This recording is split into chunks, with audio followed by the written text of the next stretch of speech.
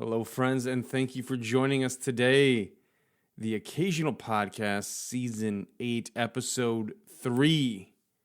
6 hi-fi product launches you might have missed this week. As you might be aware, the holiday season is almost upon us. I know people are already putting their Halloween decorations up around here. However, in terms of hi-fi, this also means we're going to have a lot of fun new product releases gearing up for those gifts that we give each other. And if you're lucky, I guess some of these products are freaking amazing. So maybe we give ourselves some gifts around the holidays as well. But I have 6 new product releases that just came out. There's been a lot of press releases, and there was an audio show this weekend that kind of highlighted some of the biggest and best. The really fun news about it is that there's a lot of new flagships. A lot of new, this is the best we can do kind of attitude put into these things. So instead of giving the usual coverage for an audio show and giving you a recap and my thoughts and stuff, I decided to go out into the field and shove a microphone into the manufacturers' faces and have them kind of tell you directly what they got going on, what it's all about, and why things are so great right now in terms of product releases. So I have 6 highlights, flagships, new amazing technologies, and all that kind of great stuff in 6 audio products, plus a couple of bonus extras at the end. So stick around if you want to hear some other fun stuff. But one of the first companies I wanted to kick it off with is a company that is kind of coming down in a couple of different ways from the high end. DCS dipped their toe into the hi-fi realm with headphones, with the Bartok. It's a great entry-level DAC, uses ring technology, a lot of proprietary stuff in there. But as like kind of a side thing, they put in, it wasn't cheap, but it was there, a headphone amplifier, Class A, into the Bartok. And I had a chance to review it. And not only did the DAC sound great, very detailed, but the headphone amplifier sounded absolutely amazing for any headphone I threw at it. This is quite an achievement, as you might imagine. Again, not cheap. I think it's $2,000 as an add-on now, but don't quote me on that. But it's still a great headphone amplifier in terms of an add-on to a DAC. So now we have this all-in-one unit you can put next to the bed, whatever. So that must have done pretty well for them, because now they are releasing a trio of products that basically stack like a sandwich. One is a headphone amplifier, another is a DAC, and the middle one is something that's traditionally seen in more the high end of things, which is a reclocker for the digital signal. Now, with those 3 products combined, you're practically pushing $30K, which might be a lot. I mean, it is a lot, but it might be a shock for a lot of our listeners. But when you're looking at really like what the high end of 2-channel can do for headphones, this is kind of what the realm is right now. So I sat down with Emron and James from DCS. It is a UK brand, and they make good stuff. I've always been a fan of them, along with other British companies that come out, especially in the digital realm. On this podcast, we talk about the British influence with speakers like the LS35A and some other great amplifiers in this British sound. So again, we're talking about a nice heritage of 2-channel kind of implementing itself for somewhat of the first time. I mean, Cord has always been a big player in the realm as well. Very exciting stuff. Here it is.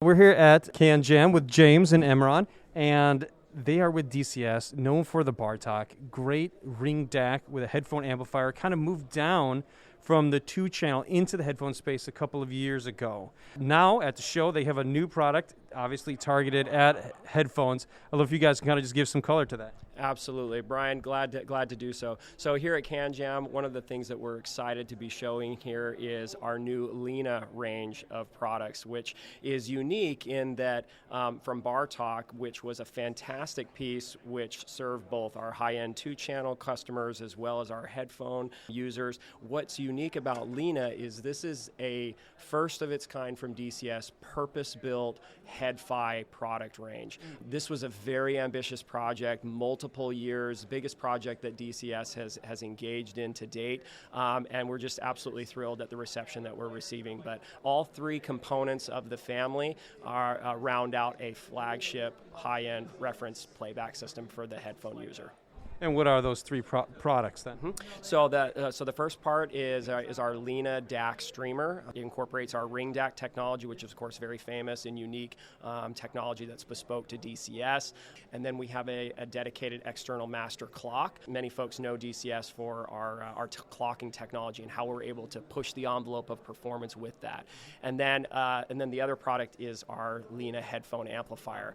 First of its kind, actually. Everybody knows DCS for digital analog conversion technology and clocking technology, but to have a dedicated analog component such as an amplifier is really a first, but it's been so well received, just an unbelievable amplifier that's able to introduce new breadth and realm of performance for other headphones, and it'll drive anything, and it sounds really great. It's been well received. For the Bar Talk, the headphone section was Class A. Is this the similar thing? Is it Class A? Is it tube? What's the technology involved? James, I'll let you take over. Yeah, so it's a complete new design for the Lena amplifier, so a complete ground-up approach. It's Class AB, full solid state.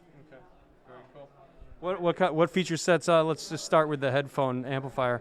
What feature sets do you guys think make it unique among all the other headphone amps that are available on the market today? Yeah, so it's very much got the signature DCS house sound of just being completely true to the music. We're not imparting any major sort of sonic signature on the music. In terms of feature sets, it can be driven by absolutely anything. We've got a range of inputs, so unbalanced inputs as well as buffered and unbuffered balanced inputs.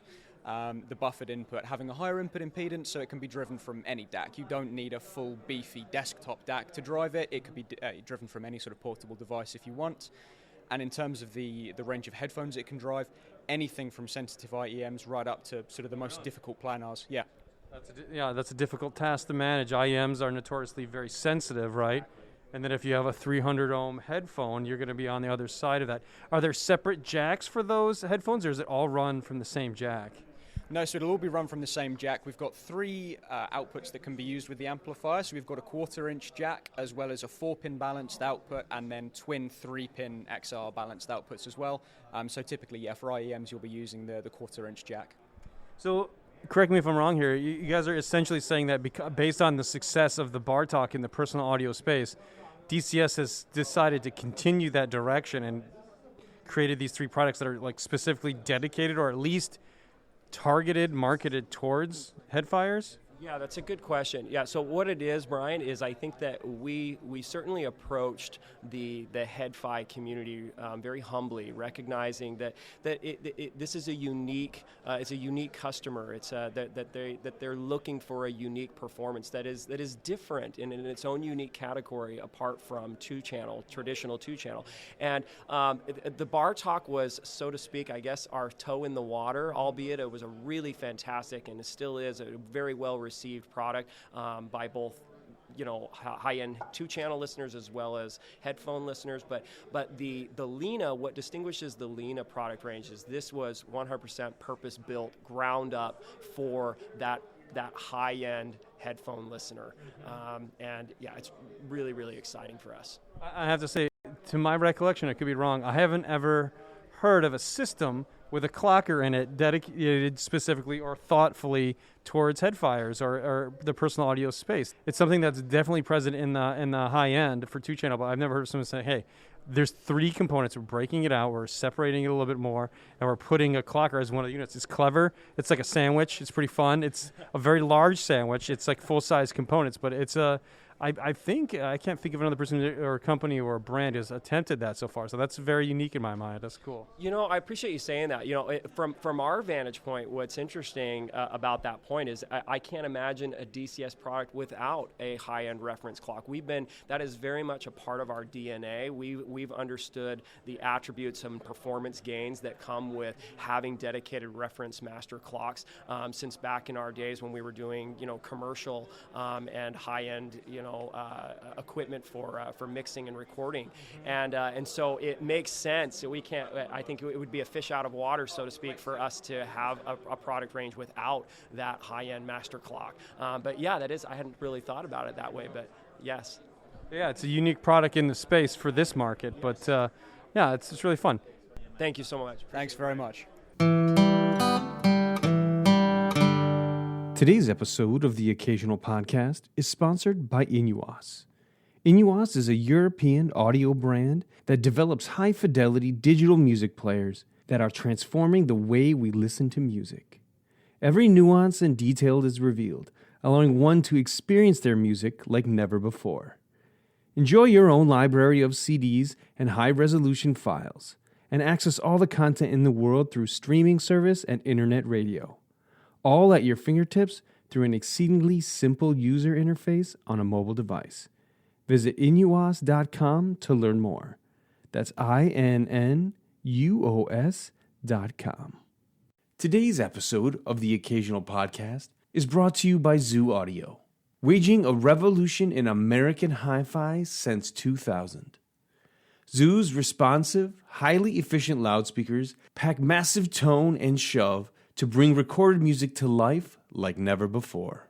And ZU cables bring the same. Check out the Union 6 and Union 6 Supreme and get a first look at the upcoming Definition 6 at ZUAUDIO.com. That's ZUAUDIO.com.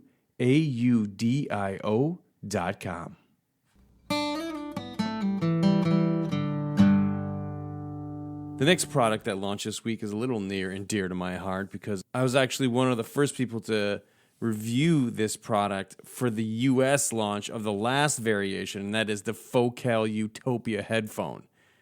Now, Focal has chosen to not name these headphones different names. They consider the Utopia brand their top of the line, the best that they make. They have the speaker brand named Utopia, and they also have the headphone named Utopia.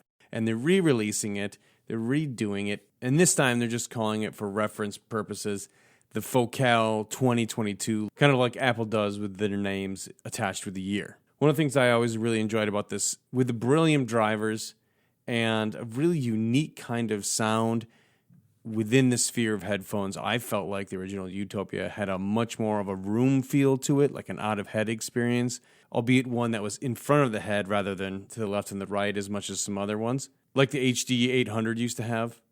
But anyways, a really good headphone, really detailed and really fun. Like many things in high-end audio, there has been a price increase for this version over the last, whereas the last one was $4,000. The new price for the new flagship Utopia 2022 is actually $5,000. So I was able to corner someone from Focal to give us the latest on it. Here we are. Okay, we are here with Focal, and they have the new Utopia headphone, and I'm here with Megan. Nice to meet you. Megan, pleasure. Tell me a little bit about the Focal Utopia. Now, the Utopia from Focal has been their flagship headphone for quite a while, and now you're re-releasing it under the same name. Why did you guys decide? First of all, how did the headphone kind of come about that you were going to redo it? What was that thought process, and why did you decide to keep the name the same? So, Utopia has been released now since more than 6 years. So the idea of this new version of Utopia was to renew it. During 6 years, we came up with some new technologies that I will explain you later. But the idea is in 6 years, we evolved a lot in terms of technologies that we use, we learned, and we wanted that Utopia benefit from all these improvements. So that's why it's still called Utopia, because it's a flagship in the market. The new Utopia has everything the previous had.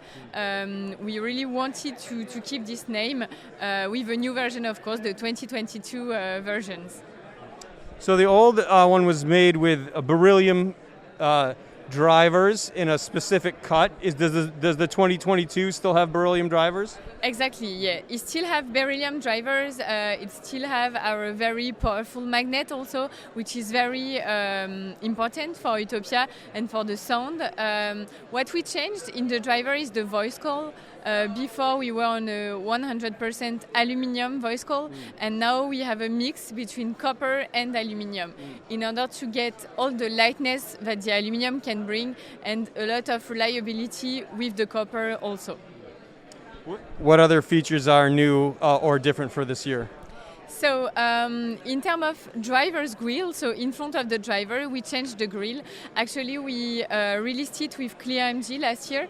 We developed a grille in M shape because the drivers and the dome are in M shape. Having the same shape for the grille helps to reduce the gap between the drivers and the grille, and it helps a lot in terms of linearity in the high frequencies. So this is one of the improvements with the voice call. And after, there is also a whole story about the design, of course, because we come with a new design. We released with ClearMG a new pattern for the grille, the ear cup grille, which is honeycomb pattern, because it's very open, so it helps in terms of openness. And today it's now a code for all focal open back headphones. We also come with a new material for the yoke, which is forged carbon. Actually, it's carbon which comes from recycled carbon, which is forged, and it helps having each headphones kind of a unique look because each yoke is different in terms of patterns. And of course, we now worked for more than 3 years on some new design story for Utopia products.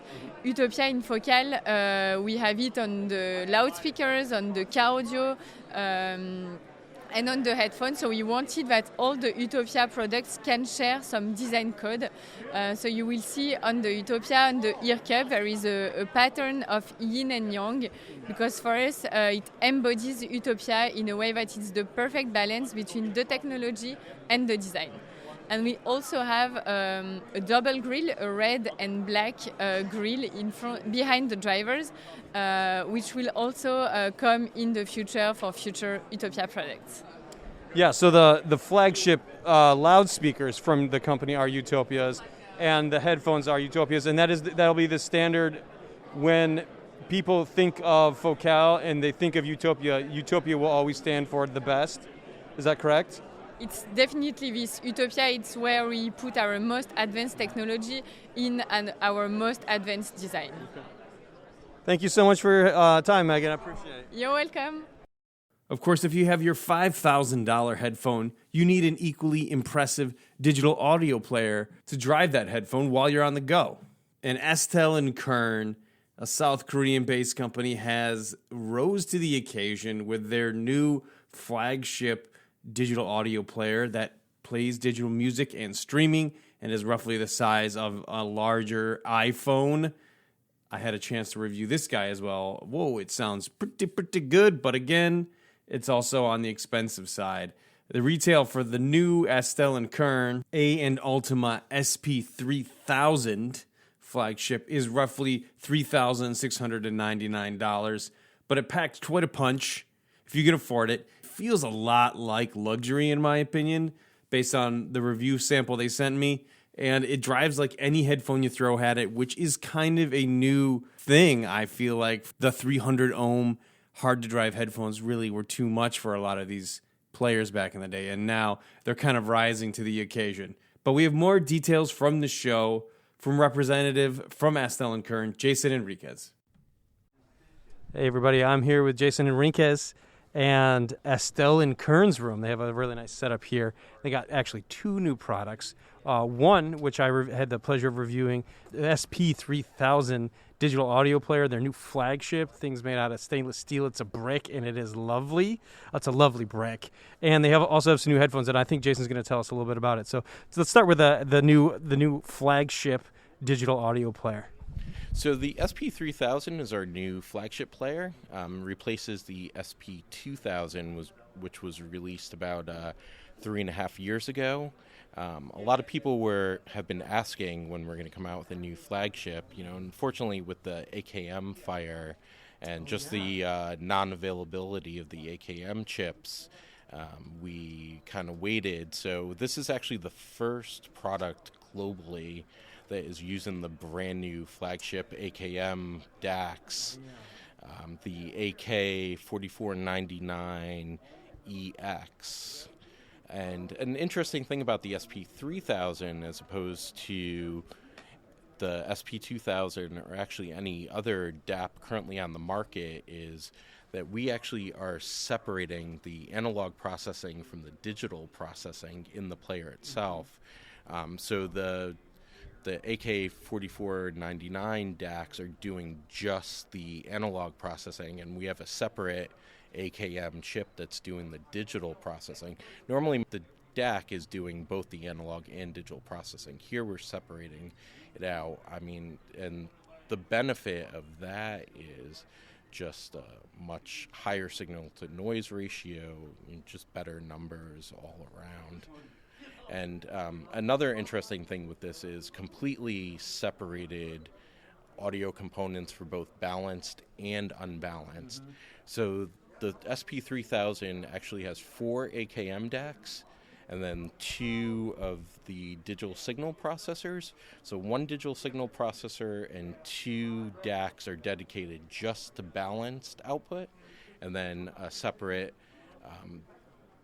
digital processor and 2 DACs are dedicated to the unbalanced. So completely separate audio circuits for both unbalanced and balanced, where most DAPs, including all our previous AK players, were just using the same DACs to do both, and they were switched using an audio switch depending on what output you were using.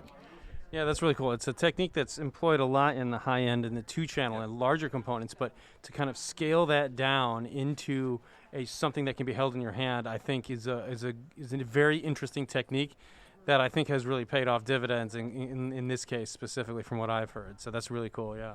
Yeah, so it was actually very challenging for our engineering team to do that. And like you said, this is the first audio product where they are doing that, and we managed to get it in a nice compact unit that's portable. So tell me a little bit about the headphones you guys have coming out. Yeah, so we actually have a brand new collaboration with Empire Ears. It's our first collaboration with them. In the past we've done a number of other manufacturers, but we're really excited about this new IEM. It's called the Odyssey. It's kind of a cross between the best of what's in the Empire Ears Odin and the Empire Ears Evo. It steps up with 2 extra drivers over the Odin. Speaking to the Empire Ears team, their words on the differences between their current models and this new Odyssey that they developed for us is they kind of stepped it up to 11 with this. They're extremely proud of, and they're saying that it's definitely their best IEM that they've done to date. So we're really excited about it. We'll be coming out in November. We have it here at CanJam SoCal. First time it's being shown anyplace. And we're really excited about it. There's a lot of buzz about it, a lot of great feedback so far from people. So, cool, man. Thank you so much for your time, Jason. Appreciate it. Oh, thank you, Brian. Appreciate it. Also on the in-ear monitor or IEM front, Noble Audio also had a really interesting new piece they wanted to show off. In-ear monitors are a unique proposition in the grander scheme of high-end audio. They tend to be a little polarizing within the audiophile gen pop. But what's really apparent from going to any of these head-fi type shows is that there are a lot of people who truly love the portability and the bespoke nature of a lot of the high-end customs and even the universal fit ones that tend to have a little more resale value, right? So Noble Audio as a brand is traditionally known for doing balanced armature drivers, and one of the biggest players in that space is Knowles. And a lot of these balanced armature drivers originally designed for hearing aids. As the models and the implementations have grown, they've started to utilize different types of drivers as they get more and more exotic. Probably the most exotic in recent years I can recall was the use of electrostatic drivers from Shure. Since its debut at NAMM a few years ago, a lot of other brands have picked up on this and implemented them into their headphones, and that kind of lands us where we are today with Jim Moulton of Noble Audio and his new IEM piece. So I'm here with Jim Moulton of Noble Audio, and he has a new flagship headphone. I believe it's around the 4K mark, and he's going to tell us about the Viking Ragnar in-ear monitor. Yeah, the Viking Ragnar we've been working on for over a year. People might remember the original Viking that was launched probably 8 months ago or so. That we only made 83 units, and they sold out before we even finished making them. And there was lots of demand for them. Problem is, they were extremely expensive to build because they had full Damascus bodies. And so we decided to make a successor Viking with the same driver makeup. So it's got 2 dynamics, 4 BAs, and 4 electrostatics. And So you guys caught that. The last 4 are electrostatics, right? That's kind of crazy and unique. Right. And but then it's got an all aluminum shell, and then with Damascus faceplates. And this is stainless steel Damascus. Most people don't know how rare stainless steel Damascus is. Most Damascus is great for knives and things, but it rusts. So if you're going to be wearing it on your body, you need something that's not going to rust. And so we found a master jeweler, Chris Plouffe, out of, I believe he's over near Boston, but he makes these faceplates for us. And but the headphones, they sound amazing. They're great. I love them. They're my personal favorite, but so that's it. Thanks, Jim. Appreciate it. Okay.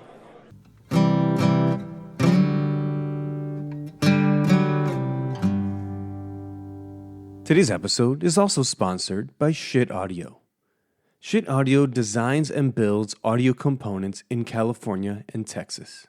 Based in Valencia and Corpus Christi, their wide line of amps, DACs, and audio accessories fit any budget, starting at $49. For a full rundown of all their products, visit SCHIIT.com or stop by their retail store in Old Newhall, just north of Los Angeles. That's SCHIIT.com. Today's episode is also brought to you by one of the originals in high-end audio, Purist Audio Designs. Purist Audio Design made the first fluid-shielded audio cable over 35 years ago and still makes them today right here in the U.S. For over 35 years, Purist Audio has connected you to the music. They passionately make high-end, high-crafted audio cables designed specifically to the needs of your system.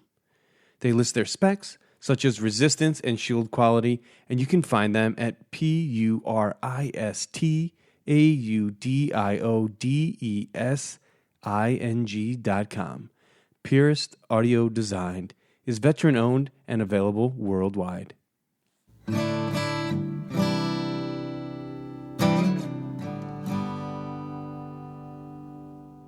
Next up, we have something from Dan Clark Audio, DCA Audio, previously known as Mr. Speakers. Now, this gentleman has released a brand new flagship just last year. That was a closed-back version called the Stealth. It's one of the first headphones to implement metamaterials to help kind of fine-tune and adjust the sound. Now, we've seen metamaterials used in a few other speakers, like Kef's LS50 Meta, but Dan Clark was the first to kind of really implement this in a major headphone release. Now, his follow-up this year is the Expanse, a new open-back flagship headphone from him that also incorporates metamaterials to help fine-tune the sound. I had a chance to review the previous version, the Stealth, and I was really impressed with what he had done with the space. So here's Dan, Mr. Speakers himself, to tell us a little bit more about the new headphone called the Expanse. I'm here with Dan Clark of Dan Clark Audio, his new open-back delight of a headphone called the Expanse. Tell me a little bit about why the hurdles that you kind of came across doing an open back as opposed to the Stealth, which was your closed back. I think it turned out really good. We got a chance to review that guy amazing sound. What are some of the things that you took into consideration when doing a flagship open back headphone like this one? Well, the first and most complicated thing is that when you have a open back planar or electrostat, the nature of the drivers is such that they will tend to try and produce what measures as a very flat frequency response below 1 kilohertz. But as kind of empirical subjective analysis of headphone response curves shows, that doesn't perceive as a flat response. A flat response will actually have an elevated bass response in a headphone relative to the mid-range. And so one of the key objectives was to try and create a open back headphone that actually had an acoustically correct bass profile relative to the mid-range and top end. And that turned into a 1-year-long process to go from common hardware of Stealth, which uses most of the same hardware for Expanse, but the process of actually tuning and voicing that was incredibly complicated. But the result is we have an open back planar now that actually can follow an acoustic response curve that sounds very lively and lifelike with a very compelling bass experience. And it's tonally very similar and close to the Stealth with some modifications to the bass response that I felt allowed it to sound more lifelike. And I say that as a not very good bass player, but a bass player nonetheless, where I know what it ought to sound like even if I can't play it. And I really felt like the best feature of Expanse is the fact that we were able to take that technology platform for a closed headphone where we can control the bass and get the curve to an open headphone where so far nobody else has actually pulled that off that makes a planar or electrostat. The other thing that I think is really meritorious about the Expanse is the soundstage, which is absolutely just gigantic. And the other interesting thing about it is that within the soundstage, the imaging is designed so that objects in the soundstage have physical volume. Sometimes headphones that have a big soundstage render all these items in the soundstage like small points in space, even if they're a big instrument like a contrabass or a kettle drum or a kick drum. And what we wanted to do was have things have an appropriate volume in space so that objects actually feel more tactile and it's feels more lifelike because instead of kind of like a simulation of music where you have points in space, you have actual physical objects in space. And so that was a huge goal in the voicing. And so, like the Stealth, I think you mentioned this, the Expanse uses metamaterials, not something that every headphone out there currently utilizes. There's been some speakers that do it, but it's pretty unique for your lineup. What were some obstacles or some benefits of using metamaterials for this in the open back compared to the last time you did it with the Stealth? Well, it solves the same problem, which is basically eliminating the standing waves that set up around your ear within the ear pad. A lot of the AMTS implementation is similar, but because it is an open back headphone, some of the physics are a little bit different, and the AMTS had to be modified to fit the application. So there are similarities and differences in the physical structure of it, but the main thing is the acoustics of it measure and sound pretty close. Thanks so much for your time, Dan. Appreciate it. Thank you. Appreciate stopping by.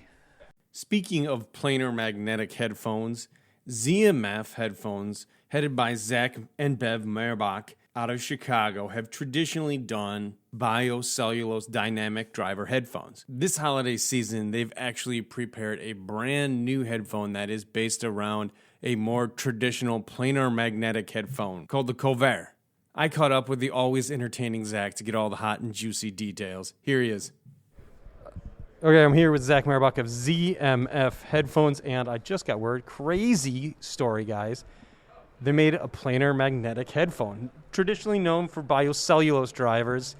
This is your not first, technically speaking, you guys started out with Fostex T50RP mods, so you have worked with planars in the past, but most of your big hits have been biocellulose drivers. What made you want to go reach out this way? What's the name and what's the price on the new one?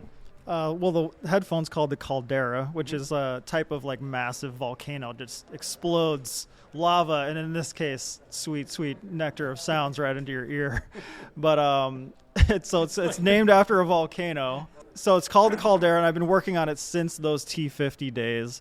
And the kind of important thing to me is, I mean, obviously there's a lot of great planar magnetic headphones out there, and I didn't want to make something that was kind of derivative of what's been out there, and kind of what we're known for with the biocellulose drivers and everything, and what the Verite has in the beryllium driver is kind of a nodal, natural, kind of sweet sound, euphonic mids, kind of openness and naturalness.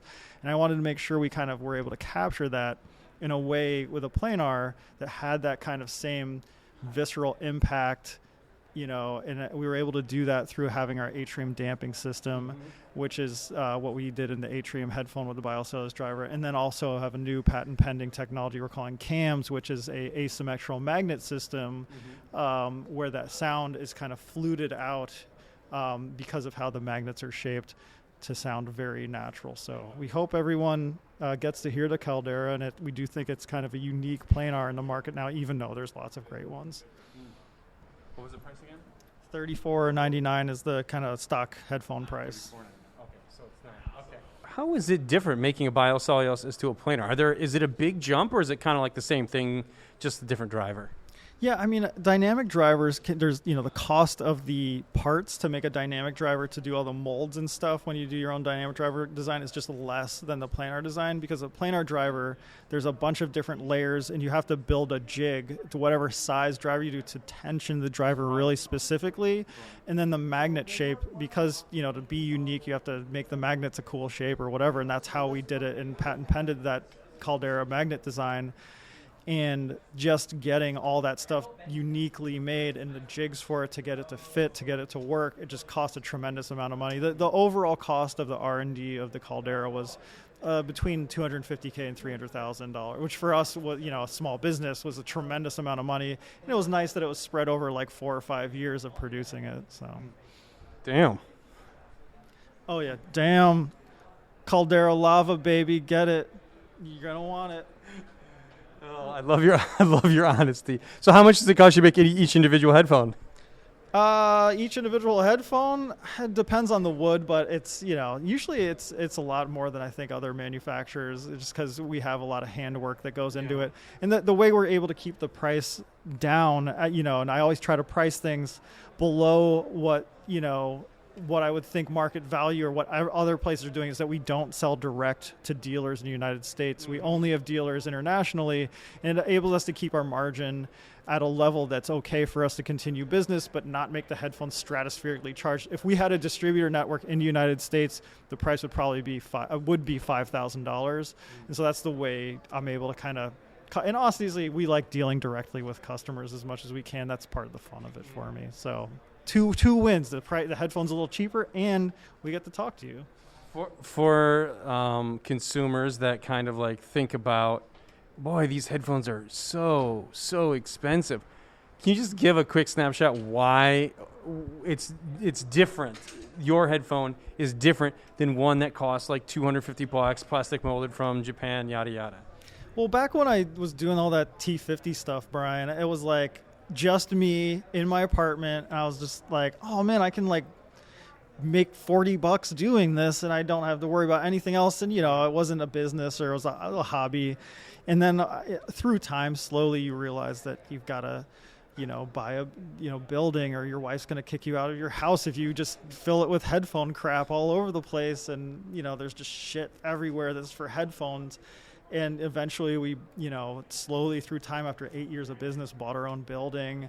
Then you hire employees and really great staff members, and you're like, oh, like there are really awesome people to work with out there. And then you realize you got to pay them a 401k, you got to have health insurance, you got to make sure that you can keep them paid through a pandemic, all that stuff. And so being a business like us, making like the highest quality thing and making 100 to 150 headphones a month, it makes it so that it's easier for me, at least, to make the best thing possible in a low quantity versus buying a bunch of injection molded parts and making 1,000 of them at a time. Because one, you know, it's funner for me to make a thing that's just as good as it can possibly be versus making a mass market thing that's not as good but can be sold at a cheaper price, like a larger brand. And I mean, that's one thing that's cool about the hobby and the audio market nowadays, is that there's companies that make 1,000, you know, Sony makes the XM5000 or whatever, the noise canceling one, they make tons of them. it's a great headphone. It serves its purpose. And then we're in the niche market where we make many less and much more expensive, and it also serves its purpose. Do you think that I think I've asked you this before in our previous interviews, but do you think that you might ever try to go to a lower price point, or is that something that you just, the niche is your niche, and this is what you do best, and you want to make the best headphone, or do you want to try to have a headphone that's like, I don't know, it's not about being cheap, but more just about maybe reach or attainability for some? Yeah, so I've got a model that is going to be somewhere between like $800 and $1,000 that's designed, and right now we're working out the like infrastructure to be able to make enough of them. And part of that was doing our own, like having an OEM make our headband design, because right now we assemble everything in house. Wow. So we just spent a lot of money paying for molds for that kind of stuff, so that we can, you know, get the price down one and have someone else do the work. But that headphone, I mean, it'll still be a wired headphone. You know, maybe someday I'll do like a Bluetooth version and try to get the cost down lower. But I don't think I'll ever try to compete, at least in the near-term future, with like a Sony or a Sennheiser. I mean, they'd probably see us and just sue us and squash us and end our lives, you know, because it's, why try to compete with a company that's a multi-billion-dollar company when, you know, I'm having fun doing what we're doing now. Well, I think when you look at your fans and people who are involved in your community, you see that it's a niche, it's a community, it's a vibe, and you like provide a product to a small group of people, but it's exactly the product that community wants, which I think is a beautiful thing. And I think it's unfortunate that things do have to cost that much. And I'm not pretending like $4,000 is not a lot of money. It's an immense amount of money. Oh, yeah. But I think it's cool that you serve a community in such a way so brilliantly. So, yeah, cool. Yeah, I try to do what I would want, you know, as a audiophile hobbyist, and you know, that's kind of what drives what we do, is just what I think is cool. And I assume, you know, if I like it, that maybe there'll be someone else will like me, since as humans we're just not all unique. We all like the same things, and we can come together around it. Go ahead, Zach. Thanks so much for your time, brother. Appreciate it. My man, Brian, have a good one. So that's it. 6 big flagship hi-fi products that you might have missed coming out for the holiday season. That's the DCS, Focal Utopia, Estelle & Kern SP3000, Noble Audio's new IEM, Dan Clark's Expanse, and ZMF's new planar magnetic headphone. And if you'd like to see more from these individuals about their brands and their companies and kind of how they operate and how they think about making stuff for this enthusiast community, you can look back into our podcast history, and we actually have individual interviews with every single one of these interviews except for DCS. They're on the docket. So as a couple of bonuses, I wanted to just kick off our bonus section with some of our friends from ZUAUDIO who have 2 new premier headphone amplifiers that they wanted to talk about at the show as well. I'm here with Michael Liang at ZUAUDIO. ZUAUDIO. Yeah, woo. And he's got 2 new amplifiers. They've been out for a little bit, but I thought they were definitely worth mentioning. Tell me what they are, the models, what the pricing are, and what makes them special. Yeah, so our newest product for this show at CanJam SoCal is the ES8 electrostatic headphone amplifier. We have it set up with the AutoZ Carbon electrostatic headphones, and the pairing is just phenomenal. It's one of my favorite setups. It's a great little compact size, all-tube, fully balanced amplifier. It's great for the desk. Doesn't take up a lot of space. It retails for $3,000. I have to check my prices. And it's available to pre-order now. It's on our website, so you can learn more about that. And we also have new, not new to the show, but it's fairly new. It's just started production this month, is the WA23 Luna. This is our single-ended 2A3 tube amplifier. It's got a lot of premium parts like the RK50 volume controller, Mundorf caps, all the fancy stuff of our flagship 33 Elite, but in a much more compact form factor. It's significantly smaller than the Elite, but the sound quality is up there with the 33 Elite. And this guy retails for $9,000, and you can order on our website today or check it out. All right, man. Thanks so much, Mike. Appreciate it. Yeah, thanks for visiting us. Appreciate it. And now, as a bonus, there are two more brands that have something coming out for the holiday season. The first is ZUAUDIO's from Orange County here in the Los Angeles area. They have their new pro-oriented reference MM500 headphone that is currently out, based around the feedback from Manny Marroquin, hence the MM and the MM500. That planar magnetic headphone shares a lot of similar traits to the LCD line from ZUAUDIO's, currently retails for $1,700. The last product I wanted to mention is from the Romanian-based Meze Audio headphones. They really wowed people with a closed back headphone that I reviewed years ago. Was more of like the $200-300 range, and it had just really great sweet tones. They actually have a new open back called the 109 Pro, which surprised us all a little bit because they've traditionally been doing closed backs. A new open back, a first for the company, the 109 Pro, retails for around $800, and I have very high expectations for this.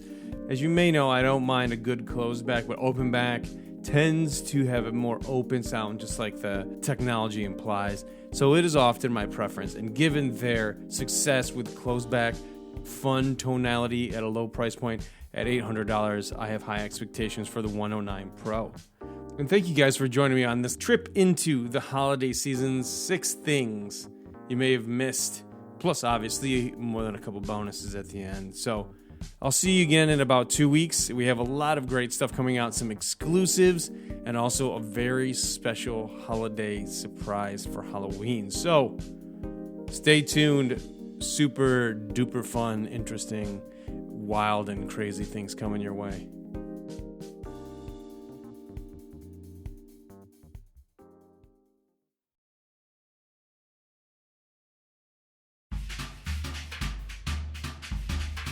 The Occasional Podcast is a production of the Part-Time Audiophile Network, which includes PartTimeAudiophile.com, The Occasional Magazine, the PTA Newsletter, and AudioHead.com. You can stay in touch with us on Twitter, Facebook, Instagram, and YouTube. The Occasional Podcast is produced and hosted by Brian Hunter, executive produced by Scott Hall at PTA Productions. The Occasional Podcast and its original associated music is monitored, mixed, and mastered on the Focal Trio 6 BE studio monitors. If you haven't already, please subscribe to The Occasional Podcast on iTunes, Google, Spotify, or wherever your favorite podcasts are downloaded.